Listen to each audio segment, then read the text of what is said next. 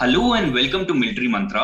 In this interview, we have today Marine Commando Ravi Kulkarni, who has served in the Navy as a Marine Commando. And in this interview, we'll try to understand his journey of joining Indian Navy, live in Indian Navy as a Marine Commando, and various life lessons. So, sir, thank you for coming on this interview, or welcome. Thank you, Akash.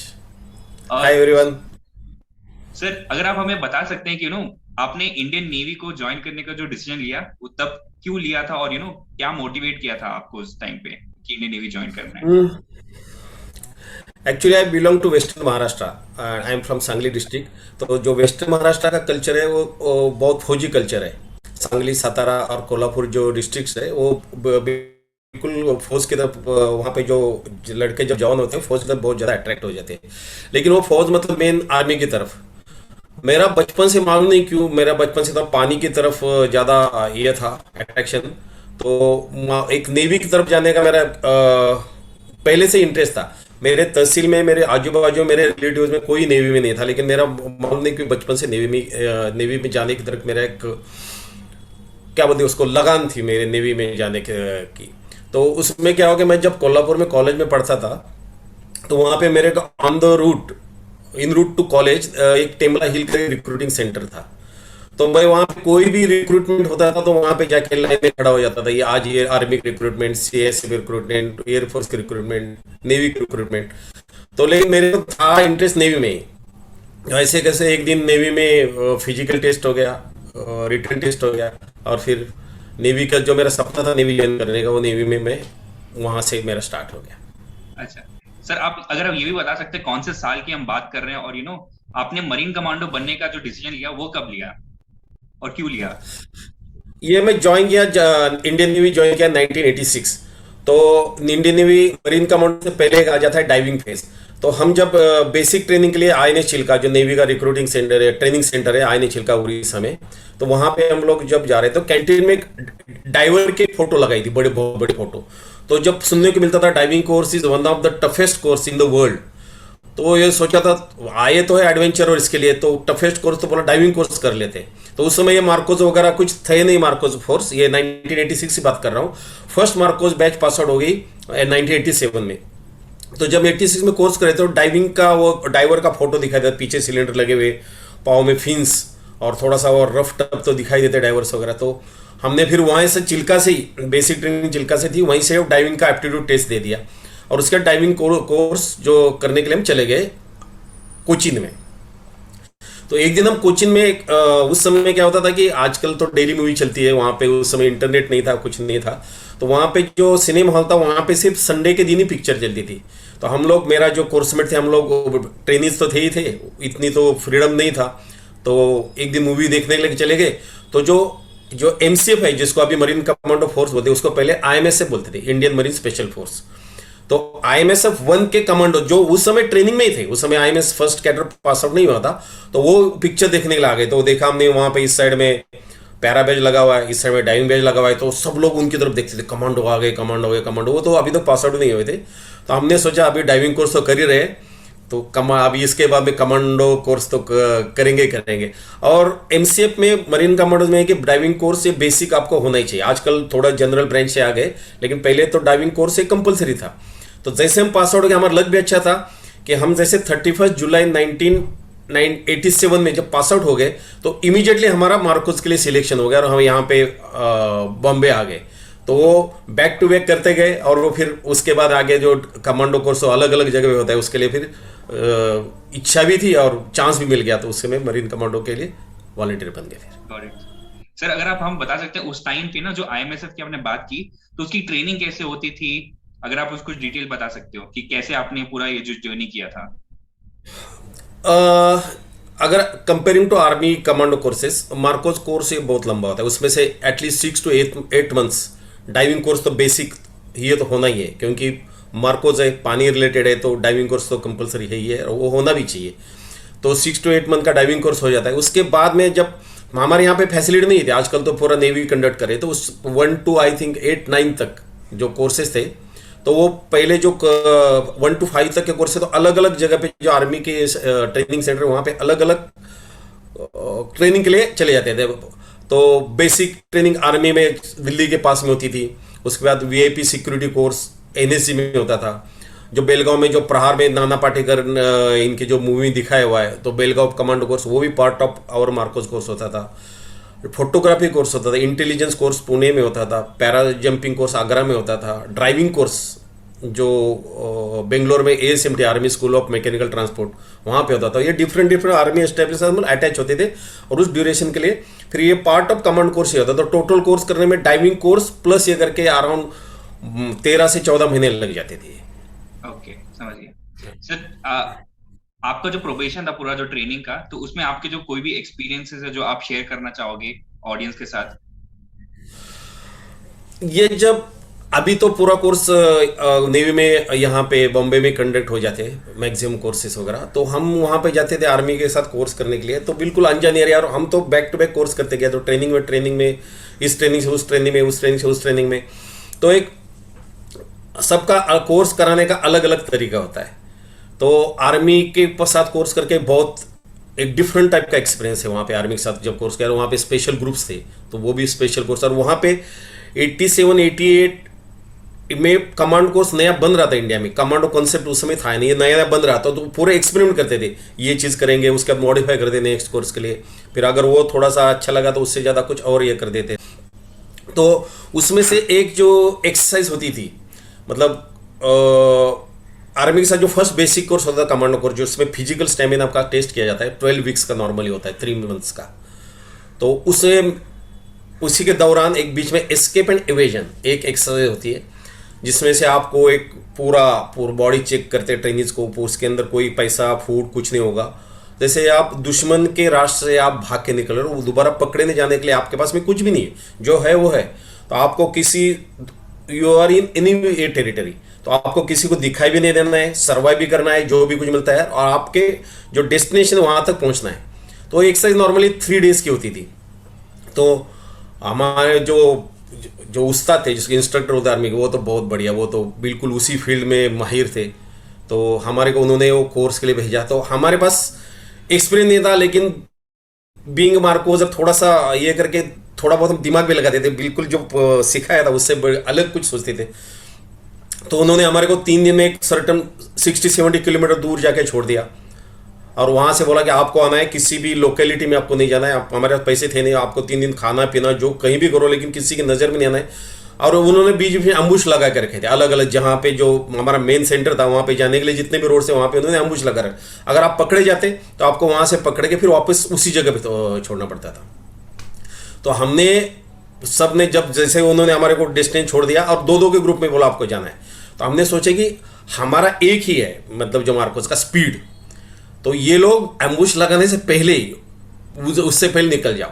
तो इन लोगों ने हमारे को जो instructor थे उन्होंने छोड़ के वो थोड़ा बहुत कोई उन्होंने खाना वाना खाया, उस खाना वाना खा के फिर उन्होंने एम्बुश लगा। उससे पहले हम जो रूट थे उसके साइड से हम उससे पहले निकल गए।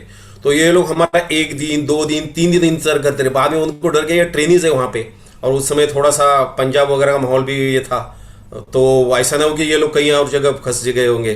तो ये लोग 3-4 दिन बाद फिर हमने ढूंढना शुरू कर दिया, फिर अनाउंसमेंट भी करनी शुरू कर दी कि बोला ऐसे ऐसे लोग ट्रेनिंग है यहाँ पे मिस हुए।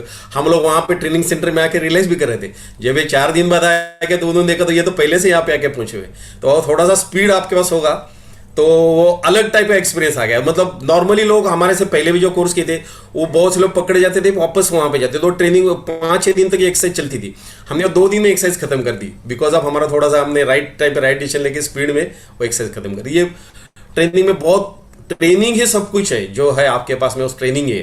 तो ट्रेनिंग में बहुत मेमोरीज है, लेकिन ये एक मेमोरीज हमेशा हम चेरिश करते हैं। हमने ना बहुत सारा हेल वीक के बारे में सुना है, तो उस टाइम पे भी ये होता था हेल वीक आपके टाइम पे? हेल वीक हमारे टाइम पे शुरू में नहीं होता। हेल वीक सील्स नेवी के साथ कंडक्ट होता है, लेकिन हेल वीक नाम अगर हेल वीक नहीं था, लेकिन हेल वीक ही होता था। तो जो फर्स्ट कोर्सेज थे तो हमारा ट्रेनिंग शेड्यूल नहीं बनता था। तो जब तक ट्रेनिंग कुछ प्लान ही नहीं, तो क्या करेंगे, तो पूरा धूप के अंदर आपको ऑन द डाउन करके पूरा दिन लेटा के रखेंगे। आप कितने दिन अगर नीचे ये लगाओगे चेस्ट तो नीचे जल जाओगे, हाथ जल जाएंगे। तो वो एज अ हेल वीक ही होता था, नाम हेल वीक नहीं था। उसके बाद जब भी मर्जी आएगा इंस्ट्रक्टर आते थे, क्योंकि वो तो उनको शेड्यूल करना था क्या करना है। तो तब तक फिजिकल तो रहता था, ऑन द डाउन या फिर मॉडवॉक में डाल देते थे। तो दो हेल्वी के प्रॉपर वर्ड इस्तेमाल नहीं किया जाता था, लेकिन वो जो राउंड द क्लॉक ये तो एक्सरसाइज होती थी। रात को 2 ढाई 3 बज जाते थे स्विमिंग मड वॉक करके, फिर सुबह 4:30 बजे होता था। तो हेल वीक अगर वर्ड उस समय इस्तेमाल नहीं होता था जो सील्स में होता है, लेकिन ये हेल वीक तो चलता ही रहता था इंडियन तरीके से। Okay, got it sir. Sir आप ट्रेनिंग में भी काफी टाइम तक थे, तो अगर मैं आपसे पूछूं कि जब आप कोई मरीन कमांडो सेलेक्ट करते हो तो उनमें आप क्या खूबियां ढूंढते हो?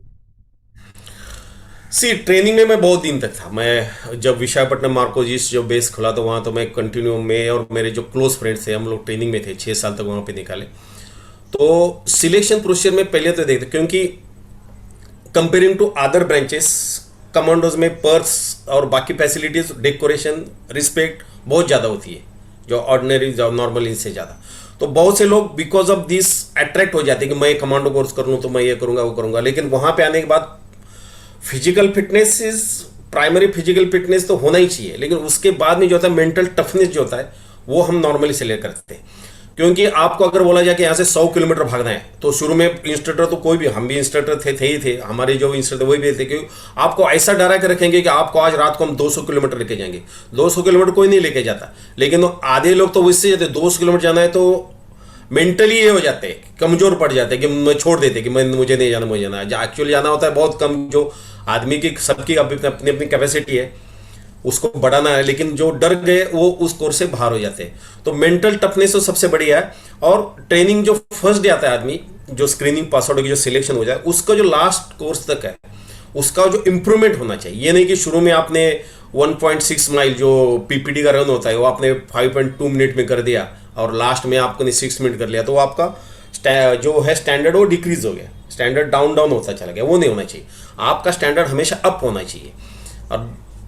और सबसे बड़ी कमांडोज में, कोई भी स्पेशल फोर्स में सबसे बड़ी बात है अलर्टनेस।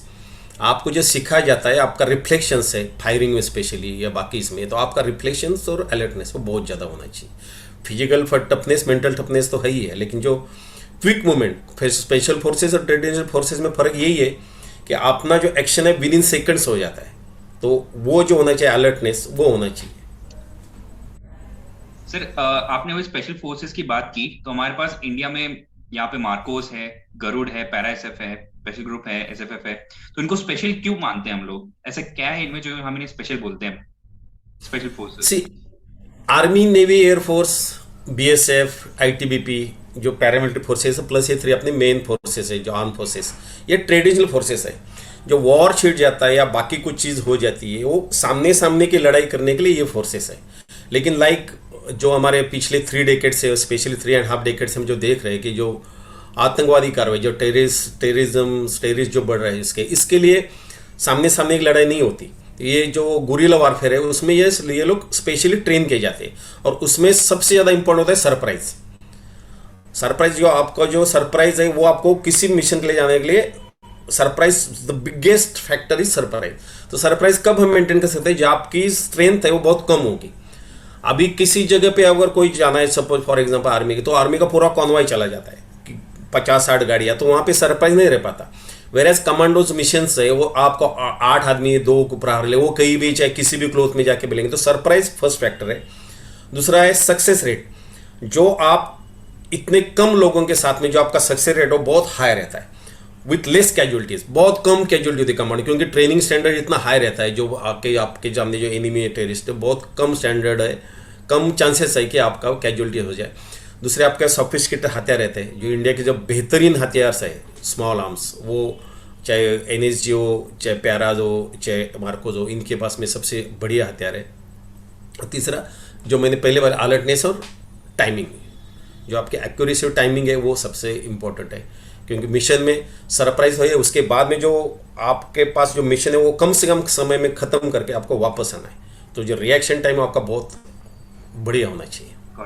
एग्जाम्पल देता हूँ, जो हमारा रूम इंटरवेंशन होता है, जो रूम इंटरवेंशन मतलब आप किसी आतंकवादियों ने किसी को हाईजैक करके एक आध रूम के अंदर रखा हुआ है, बहुत बड़ी बिल्डिंग है, तो आपको वहाँ पीछे रूम इंटरवेंशन करना है।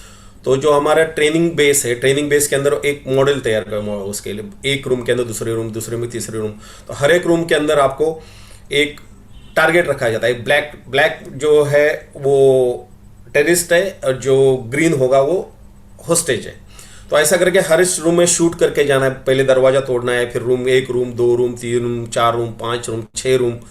तो हर बार आइडेंटिफाई करके शूट भी करना है। शूट सर के अंदर हेड शॉट ही लगना चाहिए, बाकी और कुछ शॉट नहीं, हेड शॉट लग के फिर आके जाना है। होस्टेज को छुड़ा के वापस आना, ये पूरी कार्रवाई हो जाती है। 7-8 रूम पूरा सब कुछ उसका चेक होना है। इस पूरी कार्रवाई को आपको 18 से 20 सेकंड, 18 to 20 सेकंड्स ओनली, इसके बीच में आपको होना चाहिए। तो आपको स्पीड भी चाहिए, एक्यूरेसी भी चाहिए, अलर्टनेस भी चाहिए, तीनों चीज़ होनी चाहिए। इसलिए स्पेशल फोर्सेस की गॉट इट सर। सर आपने मरीन कमांडोज के बारे में बताया और आपने बताया कि कैसे कैसे ट्रेनिंग होती है। सर आपने आगरा के बारे में बताया कि जहाँ पे पैराट्रूपिंग होती है, तो आपका जो पहला पैराट्रूपिंग एक्सपीरियंस था जब आप प्लेन से कूदे, तो वो कैसा था? प्लेन से कूदने का तो एक्सपीरियंस बताऊंगा। उससे पहले एक फनी पार्ट बताता हूँ कि वहाँ पे आगरा के पैरा जंपिंग स्कूल है, वहाँ पे बहुत से लोग आ जाते हैं, मतलब नेवी के बाद आर्मी के तो है ही है, बाकी भी और कुछ ऑर्गेनाइजेशन लोग आ जाते हैं। तो ये सभी रिलीजन के, सभी प्रांत से सभी लोग आ जाते हैं। तो वहाँ पे एक छतरी माता का मंदिर है, मतलब पैराशूट का मंदिर है। तो वहाँ पे जाके दर्शन करते। तो बहुत से लोग होते हैं जो नास्तिक होते हैं, जो भगवान को या ऊपर वाले के नहीं मानते, तो छतरी माता क्या करेंगे, तो ट्रेनिंग दौरान बोला मैं नहीं जाऊँगा, मैं नहीं जाऊँगा, ऐसे बहुत से लोग होते हैं। और ये पैराजम्प से नॉर्मल होता है, वो सुबह मॉर्निंग 3:30 अगर आपका पैराशूट रेडी करने आपको उठा देते हैं। तो हमारे बीच में भी 3-4 लोग थे, तो वो बिल्कुल किसी को नहीं मानते, बोला हम नहीं जाएंगे छतरी माता में। तो जब लास्ट डे आया तो हमने देखा, तो सबसे पहले जाके वही लोग छतरी माता के मंदिर में जाके माथा टेकने के लिए, क्योंकि मालूम है पैराशूट जहाँ पे जान की नौबत आ जाती है, वहां पे हर चीज किसी न किसी के ऊपर आपको बिलीव करना ही पड़ेगा। तो जब शुरू में होता है पैराजंप ट्रेनिंग हार्ड होती है, 2 वीक तक आपको डिफरेंट फॉल्स दिए जाते हैं, सब कुछ हो जाते हैं। उसके बाद में फिर पैराशूट को कैसा पैक करना है वो भी दिखा देते हैं, ताकि आपका कॉन्फिडेंस, आपके पैराशूट के ऊपर कॉन्फिडेंस बढ़ जाए। और जब एयरक्राफ्ट के अंदर जो AN-32 एयरक्राफ्ट होता है या PMI हेलीकॉप्टर होती है, जो स्पेशली पैराजम्स के लिए डिजाइन किए हुए, तो वहां पे थे, तो उसमें भी आपको कितना खुश था, क्योंकि आप पूरा, आपका माइंड सेट होता है कि वो छतरी खुल जाए, छतरी खुल जाए। लेकिन एक बार आपने जंप मार दिया और एक बार जो पैराशूट खुल जाते, तो उसके बाद में फिर अलग अलग की दुनिया में सबसे ज्यादा सुखी आप एक बार पैराशूट, वो जो एक्सपीरियंस वो अलग ही है, जो आपको चारों साइड में, क्योंकि एक साथ अराउंड 32 आदमी हो जाते हैं, 18, 30, 36, 32, जो डिपेंड ऑन स्ट्रेंथ। तो चारों साइड में पैराशूट खुली हुई मिलती है, नीचे जमीन आपको हजारों फीट पे नीचे दिखाई दे रही है और आप हवा में झूलते आ रहे हो, तो वो अलग ही टाइप का एक्सपीरियंस, बहुत बढ़िया, ये मजा आ जाता है इसमें। Got it sir. सर अगर मैं पूछूं आपसे कि आपका जो एक आइडियल दिन है एज अ मरीन कमांडो, वो कैसा दिखता है in terms of role, responsibility, और कैसा रूटीन रहता है एक दिन? एक कहावत है अंग्रेजी में कि the more you sweet in peace the less you bleed in war. तो ऐसा तो कोई रिलैक्स डे तो होता ही नहीं है। मार्को का ट्रेनिंग जो होता है सुबह से जाए, एक तो होता है स्टाफ, दूसरा होता है ट्रेनिंग क्लासेस। तो ट्रेनिंग क्लासेस तो ये है, ट्रेनिंग राउंड द क्लॉक तो चलता रहेगा। जो स्टाफ का भी है उनका भी सर्टन, उनका वो सुबह पीटी तो सेम ही होता है। वीक में 2 दिन, एक दिन बैटल फिजिकल एफिशिएंसी टेस्ट, एक personal proficiency efficiency test, 2 test तो होते ही है। 3 महीने के बाद स्पीड मार्च तो होता ही है। और सुबह से जो 9 to, जब एक सुबह जो पीटी क्लासेस, उसके बाद जो नेक्स्ट जब हो जाता है ब्रेकफास्ट के बाद में, उसके बाद में आपकी फायरिंग, डिफरेंट टाइप के टेक्निक्स, ऑब्स्टेकल कोर्सेस जो वो हो जाती है। शाम के टाइम पे फिर दोबारा डाइविंग या रिलेटेड कुछ कमोड ऑपरेशन हो जाती है। तो जो नॉर्मल डेज भी है वो आपका ट्रेनिंग से पूरा भरा रहता है, अदर देन संडे या जो कोई हॉलीडे होगा उस दिन जब वो नॉर्मल ड्यूटी जो लोग करते हैं। अदरवाइज जो आपका सेम डे जो आपके ट्रेनिंग में थे वो लेस, थोड़ा सा कम होगा, लेकिन सेम आपको रूटीन वो मार्कोस में, बाकी जो रूटीन डे में सेम रूटीन आप फॉलो करते हैं। आपको अलग अलग सीखने, अलग अलग कोई वेपन आया हुआ है, अलग कोई प्लान आया हुआ है, अलग कोई ट्रेनिंग है, क्योंकि हर एक कंट्री में अलग अलग ये होता है। स्पेशल फोर्सेस एक दूसरे की मदद से चलते हैं, चाहे US सील्स हो, मोज़ाद हो, बाकी भी SAS जो इंग्लैंड के, तो उन्हीं के साथ अगर कुछ प्लान है, या बाकी इंटर सर्विसेज है पैरा जंप, इनके साथ में कोई ट्रेनिंग करके, सब लोग तो जा नहीं सकते, तो कुछ लोग जाके ट्रेनिंग करके जाते हैं, फिर वही ट्रेनिंग आपको यहाँ पे वो लोग दे देते हैं। तो ये ट्रेनिंग तो है 365 डेज, और जब तक आप रिटायरमेंट मार्को से कैडर से बाहर नहीं, तब तक ट्रेनिंग तो आपको करना ही है, किसी न कोई ट्रेनिंग तो चलता ही रहता है। सर आप अगर ये भी बता सकते हैं कि आपका फेवरेट वेपन क्या था उस टाइम पे, क्योंकि मैंने अभी काफी फोटोज देखी हैं, तो आपका फेवरेट वेपन कौन सा था? फेवरेट वेपन तो जो है स्पेशल फोर्सेस, स्पेशली हमारे नो डाउट कालाशनिकोव। उसके रीजंस है, एक तो इजी टू हैंडल, आंख बंद करके, अभी मुझे 20 साल हो गए रिटायरमेंट, लेकिन आज भी मैंने जो सीखा है वो आज भी मैं उसको आंख बंद करके असेंबल भी कर सकता हूँ, उसको खोल भी सकता हूँ और फायरिंग भी कर सकता हूँ। इतना आसान वेपन है, एक्यूरेसी सबसे बढ़िया है। और दूसरी चीज़ होती है जो नॉर्मल वेपन्स के अंदर देखा जाए, रोक बोलते हैं उसको अंग्रेजी में, ऑब्स्ट्रक्शन आ जाते हैं कि सर्टन राउंड फायरिंग के बाद में कुछ ना कुछ तो प्रॉब्लम हो जाता है। एके में आज तक तो मैं 33 ईयर से मार्कोस कैटर से अटैच हूँ। रिटायरमेंट हो गए तो भी लोग तो आते आना जाना तो होता है यूनिट में। आज तक एके के अंदर कोई किसी भी वेपन के अंदर रोक नहीं आई हुई। तो बहुत एक्यूरेसी भी है, easy to carry, easy to handle, और कोई रोक इस ऑब्स्ट्रक्शन कुछ नहीं आता। तो एके तो सबसे बेस्ट वेपन है for the special forces. Got it sir. जब आपने नया ज्वाइन किया था एज अ मरीन कमांडो, तो पहला जो ऑपरेशन किया था आपने, तो उस टाइम पे आपका कैसा एक्सपीरियंस रहा था? कि सब कुछ तो नया होगा आपके लिए। हाँ सब, मैंने जो ड्यूरिंग माई पीरियड मैंने जो मेजर ऑपरेशन है, एक ऑपरेशन कैक्टस था जो मालदीव प्रेसिडेंट अब्दुल गयूम उनके साथ में था, वो है। तो हमारे को रात को ही पता नहीं था कि मार्कोस का जो रिएक्शन टाइम है वो हम 30 सेकंड टू 1 मिनट देते हैं। जो क्यूआर की टीम है, जो क्विक रिएक्शन टीम जो ड्यूटी पे रहती है, वो उनको पूरा बैकपैक के साथ में रेडी रहती है। उसको सिर्फ अलार्म जब बजना शुरू होता है, वो पैक उठा तो हेलीकॉप्टर के अंदर बैठ जाओ। उसके बाद में आपको ब्रीफ होता है कि आपको कहाँ जाना है, क्या करना है, क्या करना है। तो शुरू में इतने ये नहीं था, लेकिन फिर भी एक्शन तो वही था। तो हम लोग बैठ गए। उसके बाद में पता चला कि हमारे को उसके अंदर ब्रीफ क्या ऐसे ऐसे हो रहा है। तो हम लोग वहाँ पे गए। उसके बाद में जो ऑपरेशन, आज तक one of the most successful operation, एक भी कैजुअलिटी नहीं, और without firing bullet depth charge के साथ में उन्होंने सरेंडर कर दिया था जो तमिल मिलिटेंट थे माले के, जो ऑपरेशन कंडक्ट किया था। उसके बाद में मैं वहाँ पे 3.5 महीना रुका था मालदीव्स में विद प्रेसिडेंट अब्दुल गयूम। उसके बाद में फिर बाद में हुलुले एयरपोर्ट है वहाँ पे भी थे। तो ये अलग था। जब एक बार किसी ऑपरेशन जाते हैं तो आपको देखने का नजरिया, उनके जो मालदीव्स के थे उन्होंने हमारे को बचाया, इन लोगों ने। तो नेवी के शिप्स भी बाहर थे, आर्मी भी थी हुलुले एयरपोर्ट पे, लेकिन स्पेशल हम कहीं भी घूम सकते थे। और माले कैपिटल में भी, शीशोर डिफरेंट आइलैंड पे भी, हुलुले एयरपोर्ट पे। तो एक देखने का नजरिया उनका अलग रहता था कि इन लोगों ने हमको बचाया। तो ऑपरेशन कैक्टस ऑपरेशन जबरदस्त, जिसमें जो तमिल मिलिटेंट था किट्टू, वो मारा गया आई थिंक जनवरी 1993 में ऑफ चेन्नई ऑपरेशन किया था। वो भी मार्कोस का बहुत सक्सेसफुल ऑपरेशन जबरदस्त। जो एमवी आहट करके बोट थी, शिप था जिसके अंदर ये जा रहे थे, उनको हमने इंटरप्ट करके पूरे वेपन वगैरह सीज कर दे। गलती से उसमें आग लग गई, उन्होंने फायरिंग आग लगा दी, वो डूब गए। लेकिन उनका जो कैप्चर किया वो अभी तक शायद कस्टडी में है और उसका इन्वेस्टिगेशन चल रहा है। तो उसके बाद में ऑपरेशन श्रीलंका में जो ऑपरेशन किया, ऑपरेशन पवन में, उसमें भी हम लोग थे। हम पूरा मार्कोस कैडर केकेएस और ट्रिंकोमालिया 2 बंदर हमने सिक्योर करके रखे थे, जिसकी वजह से army troops without any risk ये बाकी प्राइवेट शिप भी आ जा सकते थे। तो इन ऑपरेशन में तो बहुत ये आ गया कुछ करने का, क्योंकि इमीडिएट अपना ट्रेनिंग हमको एक चांसेस मिले। हमारा ट्रेनिंग खत्म हो गया था, मेरा स्पेशली मेरे बैच का अक्टूबर 88 में, और बैक टू बैक ऑपरेशन पहले 2 साल तो ऑपरेशन करते गए। तो ये एक्सपीरियंस जो मिला वो आगे हम कैरी करते गए। सर मैंने आपकी कुछ फोटोज वैली में भी देखी है जहाँ पे शायद आप ऑपरेट कर रहे थे। वो बताऊं, ये मेरे जिंदगी का, नॉट ओनली सर्विस का, मेरे जिंदगी के सबसे अच्छे दिन रहे हैं जो मैंने कश्मीर में ऑपरेशन किया। हमारे रिटायरमेंट के 2000 में रिटायरमेंट, हमारे सिर्फ 7-8 महीने बचे थे। एक्चुअली रिटायरमेंट से पहले 1 साल नॉर्मली कोई डिप्यूटेशन में जाता नहीं है या उसको भेजते भी नहीं है। लेकिन मैं, मेरे दोस्त जो मेरे बैचमेट थे, हम 5 आदमी को हमारे को वहाँ पे भेजा गया, और हम वॉलंटियर भी थे। तो वहाँ पे जाने के बाद इनको डिफरेंट माहौल था। आज तक हमने कोस्टल ऑपरेशन किए थे, ट्रेनिंग आर्मी के साथ किया, लेकिन ऐसा रियल ऑपरेशन के चांस नहीं मिला। तो हम जब कश्मीर में गए, और वो भी जो मिलिटेंट के गर्ड बोलते थे जिनको, ड्यूरिंग पीक मिलिटेंसी, जो आफ्टर कारगिल वॉर हो गया था, उसके बाद हम जो गए थे बारामूला डिस्ट्रिक्ट में, वहाँ पे हम लोग गए। तो वो जो एक्सपीरियंस मिला वो हमारे को एडमिनिस्ट्रेटिवली हम लोग अटैच रहते थे आर्मी के साथ में, जो RRI राष्ट्रीय राइफल्स बोलते, लेकिन हमारा अलग ही एरिया था, उल्लर लेक के बाकी बारामूला डिस्ट्रिक्ट में वहाँ के इसमें। और बहुत छोटी टीम रहती थी। हमारी दाढ़ी तो देखिए, फोटो आप बाद में अगर देखा होंगे, दाढ़ी इतनी बड़ी रहती थी। हम कभी कभी सीवीज में भी जाते थे, तो लोकल के साथ में इंटरेक्शन हमारा बहुत अच्छा था।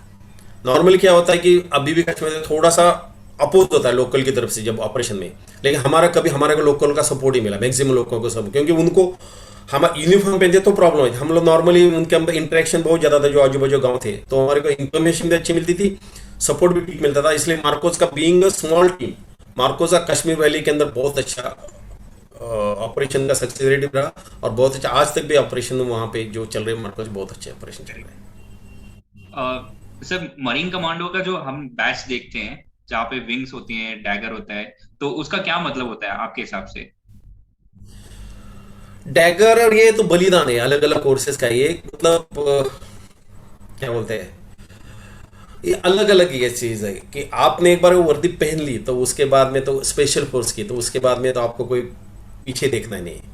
आप when the going gets tough tough gets going तो उसमें हम बड़े when the going gets tough MARCOS get going जहाँ पे बिल्कुल सभी का मिशन जब हो जाता है उनको डिफिकल्ट तब भी मार्कोस की एंट्री होती है और उस समय आपको तो मिशन सक्सेस करना ही है। तो ऐसा कभी नहीं होता एक बार आपने क्या बोलते हैं commando never fights a losing battle तो जब जाना है तो मिशन को सक्सेस करके वापस आना है। ये लेफ्ट साइड में तो डाइविंग बैज है लेफ्ट साइड में रहता है डाइविंग बैज राइट साइड में पैराविंग रहती है फिर बलिदान रहता है अगर उसको स्काई डाइविंग करते हैं तो स्काई डाइविंग बहुत से लोगों के उसको स्काई डाइविंग का बैज रहता है। आजकल और भी कोर्सेज है तो जो डिफरेंट कोर्सेज के बैजेस रहते हैं। Got it. सर आपने आर्मी के साथ काफी ट्रेनिंग की है, तो अगर आपने आपका जो एक्सपीरियंस था आर्मी वालों के साथ, या कमांडो स्कूल हो सकता है या फिर स्पेशल ग्रुप कहीं पे भी, तो आपका कैसा एक्सपीरियंस रहा है आर्मी के साथ? कुछ सीखने को मिला है, कुछ चीज उन्होंने आपसे सीखी होगी?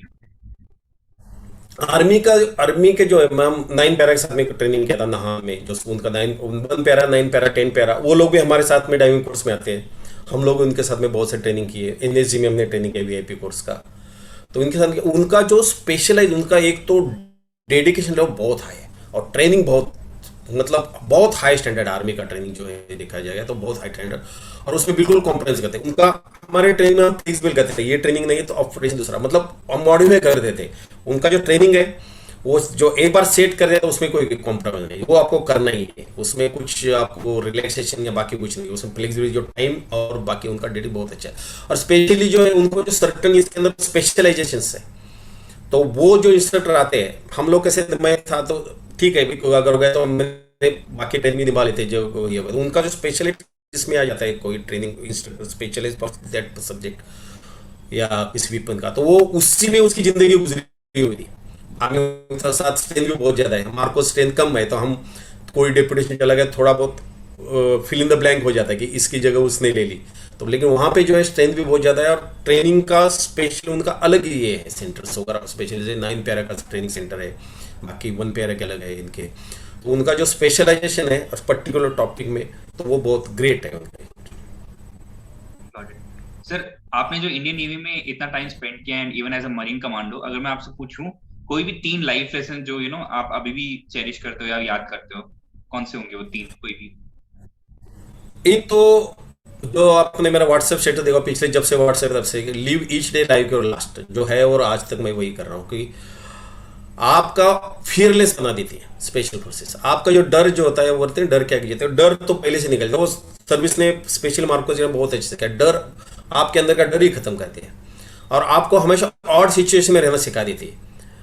बड़े जो फोर्सेस है उसके अंदर आपको एडमिन सपोर्ट मिल जाता है एडमिनिस्ट्रेटिव सपोर्ट आपको व्हीकल्स है खाना पीना है। मार्कोस कैट छोटा है अगर आप मिशन के लिए गए तो आपको जो कुछ है वो बैकपैक जो कुछ है वहीं पे एडजस्ट करना पड़ेगा तो आप किसी भी माहौल के अंदर आपको एडजस्ट होना सिखा देती है। और दूसरा आपका जो टारगेट है डेडिकेशन है आपका वो हाई होना चाहिए। आपको कुछ भी हो खाना मिलेगा पीना मिलेगा आपका जो मिशन है वो आपको सक्सेस करना है बस आपका फोकस वही रहना चाहिए। आप क्या मिल रहा है आगे कुछ मिलेगा नहीं मिलेगा साथ में क्या कर करो जो कुछ है उसके अंदर आपको मिशन सक्सेस करना है। तो सबसे पहले तो फेयरलेस बना देती है डेडिकेशन है और पैट्रियटिज्म तो सबसे भर तभी तो हम सबके अंदर ये तभी तो आ जाती है उसके अंदर। सबसे बड़ी बात जो मुझे रिटायरमेंट के बाद में अभी कम से कम 15-16 सालों के कॉर्पोरेट सेक्टर में काम कर रहा हूँ तो सबसे बड़ी बात सिखा दी तो स्पीड। जो स्पीड से हमने काम करना शुरू कर दिया वो एक एसेट बन जाता है आपको जो बाहर सिविल में आके जब जिंदगी गुजारे तो बाकी लोगों को जिस काम के लिए चाहे वो कंपेयर को बाकी की जो आपको 7 दिन लगते हो आप 2 दिन के अंदर खत्म करते हो वो आपको एसेट बन जाता है। स्पीड एक इस कैडर ने हमको सिखा दी। सर काफी सारे जो एस्पिरेंट्स वो मरीन कमांडो बनना चाहते हैं और वो चैनल को भी देखते हैं, तो आपका क्या एडवाइस है उन सारे लोगों को जो मरीन कमांडो बनना चाहते हैं? मरीन कमांडो डायरेक्ट आपको नेवी ज्वाइन जैसे गरुड़ के लिए आपको एयरफोर्स ज्वाइन करना पड़ेगा पैरास के लिए आपको आर्मी ज्वाइन करना है तो नेवी तो ज्वाइन करनी पड़ेगी। इस कैडर पे आने के लिए एक तो आपको ये स्पेशल कैडर सोच बोलो या फिर डिफेंस को जो आपके अंदर एक जॉब जॉब करना है इस टाइप से अगर नहीं सोचना चाहिए, आपके अंदर विल होनी चाहिए कि मैं इंटरेस्ट होना चाहिए कि मुझे ये बनना है, तो आपको एंजॉय कर सकते हो। कितना भी तकलीफ होगा, पाँव खट जाएंगे, घुटने टेंगे, फ्रैक्चर भी होगा, इंजुरीज भी होगी, वो आप पॉजिटिवली ले सकते हो। अगर आपको जबरदस्ती किसी ने भेजे, बहुत से लोग होते हैं कमांडो कैडर में आते हैं लोग, जब स्क्रीनिंग के लिए आते हैं तो कम से कम 400-500 लोग पहले आते थे, जिसमें से होके 30-40 लोग बच जाते, जब कोर्स खत्म होगा तो 5-6 लोग पास आउट हो जाते थे। तो जिसको इंटरेस्ट है, जिसका डेट वो तो लास्ट तक लगा रहेगा, चाहे फिजिकल किसी का अच्छा भी होगा, लेकिन क्यों मैं इसमें आ रहा हूँ, निगेटिविटी, जब आपके अंदर निगेटिविटी आ जाती है तो फिर उसमें हो जाता है। तो इंटरेस्ट होगा तो ऑटोमेटिक सब चीज़ आ जाती है। और उसके बाद में मार्कोस के आने के लिए आपको स्विमिंग तो अच्छा होना ही चाहिए। तो स्विमिंग, बेसिक स्विमिंग तो अच्छा होना चाहिए, फिजिकल फिटनेस होना चाहिए, इंटरेस्ट होना चाहिए। बाकी जो है, एक बार ये इधर आ गया तो बाकी वो लोग सीख जाएगा अपने आप। वेपन तो आपको कोई सिविल में सिखाएगा नहीं, वो तो आपको यहीं पे सीखना पड़ेगा। आप अपने हाथ में जो भी है, फिजिकल फिटनेस, स्विमिंग अच्छा और इंटरेस्ट, डेडिकेशन होना चाहिए। Got it. ठीक। Thanks a lot sir. काफी सारी चीजें आपने हमें बताई मरीन कमांडो लाइफ के बारे में, और आपका कैसा एक्सपीरियंस रहा था इन टर्म्स ऑफ ट्रेनिंग और जो ऑपरेशंस आपने किए हैं। सो आई होप जो काफी ऑडियंस जो हमें देखेगी उन्हें काफी सारी चीजें पता चलेगी, और probably they will opt for marine commando as well. So thanks a lot sir for your time. जय हिंद। Thank you. जय हिंद।